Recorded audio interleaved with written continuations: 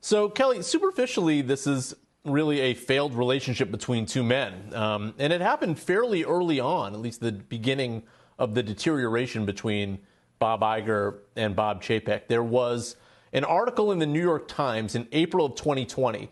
So the pandemic had really just started, and it was just weeks after Iger had named Chapek as his successor as CEO. Iger would stay on as executive chairman. In that article, Iger basically told the New York Times, I plan on sticking around and helping Bob Chapek run this company because I've been running it for the last 15 or so years. So, basically, why wouldn't he want me to stick around and help him? This is an unprecedented time. But Bob Chapek had actually never said to Bob Iger, hey, look, I want or need your help. So he was quite angry with the article. He made it, he basically felt like it made him look weak as a leader.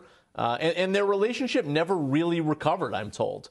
So on the surface, it's kind of just a strained relationship between two men. Underneath that, though, there are also organizational differences, leadership style differences between Bob Iger and Bob Chapek that contributed to sort of the elongation of that strained relationship. And that's what the story is really about, those organizational and leadership differences. And where the company should go from here. So before we kind of delve into that aspect of it, and Iger, by the way, had told David Faber in his exit interview, December 2021, quote, it shouldn't be a concern to Disney shareholders at all that any dynamic between us would have an impact on the company long term.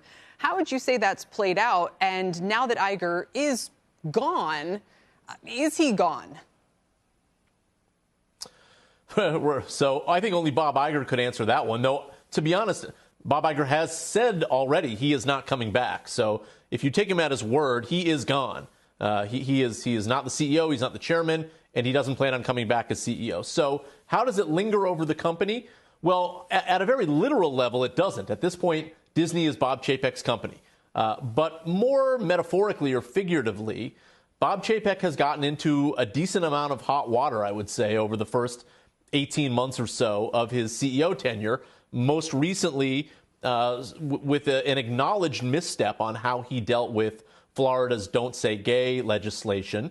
He's come under a lot of heat from employees, as our Julia Borstein has recently reported. He's now sort of trying to walk that back and regain trust with employees who felt like he should have been more strident in his defense of the LGBTQ community. But beyond that, he made a very big decision to separate so-called P&L power from division heads within Disney and putting it all, or putting most of it, in the hands of this one man, Kareem Daniel, who was someone who came up with Bob Chapek and very much Bob Chapek's right-hand man. That decision, removing kind of the power of the purse from longtime division leaders at Disney, that's been the big sticking point, and we'll have to see the results of that over the next year. Well, I highly recommend people read the whole piece. It has great details. Chapek's contract, as you report, Alex, up in February. So we'll be following this closely.